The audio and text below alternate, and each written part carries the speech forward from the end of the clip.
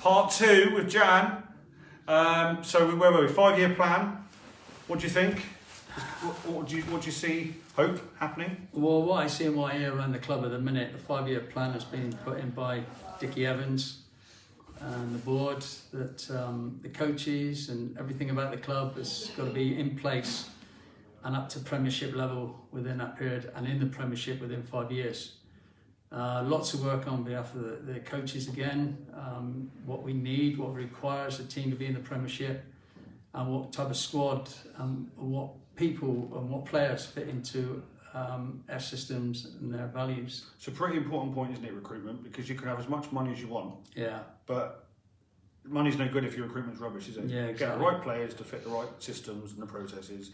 Like last summer was a great example. I thought they nailed it last summer. Yeah. Really, really good season of recruitment. Summer of recruitment, sorry, last summer. That's what I thought. Anyway. Yeah, it is. Very difficult to get players down this far into the around the country. You know, you live in the city or up country, there's so much more for not them to do, but their families, you know, the partners, their wives, employment, the kids at school, whatever, if the players are, you know, a little bit older. So to get those lads down to this end of the country and develop their skills and go further, it can be difficult. However, with such a good club we have, it's a stepping stone in the past and at the time to go as a player into the Premiership. You know, there's Premiership clubs looking at our players all the time. Yeah, big time. And other players playing for other teams in our league must see that.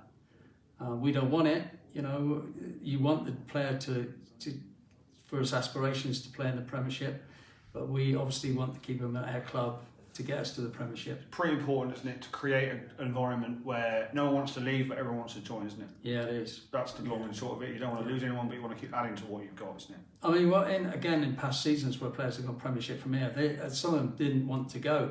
You know, the coaches have had to force them and tell them to.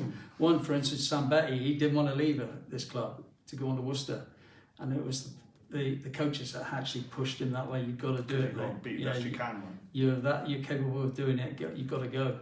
On a different tack, the stadium and connecting with the community. I mean, the Bedford home game in the league showed me that the crowds are getting bigger. Yeah, they are. And I know Sam does a wonderful job in the community, and I'll be talking to him in the future at some point, hopefully. Sam and Jack. Yes, sorry, yeah, Sam and Jack. That's just vital, isn't it? It's massive part. You'd argue one of the most important parts. It's been overlooked in the past for some reason or another. I'm not sure what that is, because but at the minute, you know, for the last few years, it's been a big push on the development of community, whatever sport, whatever in the community. It's not all about rugby community. It's a sporting, and you know, we're going out there helping people with mental health issues at the minute. We're trying to do that. I would love to get involved in that, because that's just a massive problem in Cornwall is mental health. It's no laughing matter. It's you can say what you want online to people, but how do you know those people aren't suffering themselves? Right exactly, but it's just recently we've had people contact the club and asking if we were able to help, which we straight away. Sure. You guys are doing it. We're on it. We're over it. It's happening. You know? Yeah. How the future strategy and the Premiership and stuff like that, are you confident the club will obviously will get there? And very confident, because a lot of people, the owners have done the same in Waikato. I mean, let's go back. Let's go back a couple of years. We've been to 2 finals already previously with the budget we had then and the players we had. You know, we've been and could have got there. The only thing that stopped us was the stadium, and then we'll get that. You know, we'll go. Can't wait for that atmosphere, mate. I genuinely can't wait for the atmosphere in that stadium when it's first built. Hopefully they build a stadium to keep, you know what I mean, keep the atmosphere in, and it's just going to be incredible. Mate, thanks so much for your time. It's been brilliant. My first ever rugby coach. He is to blame.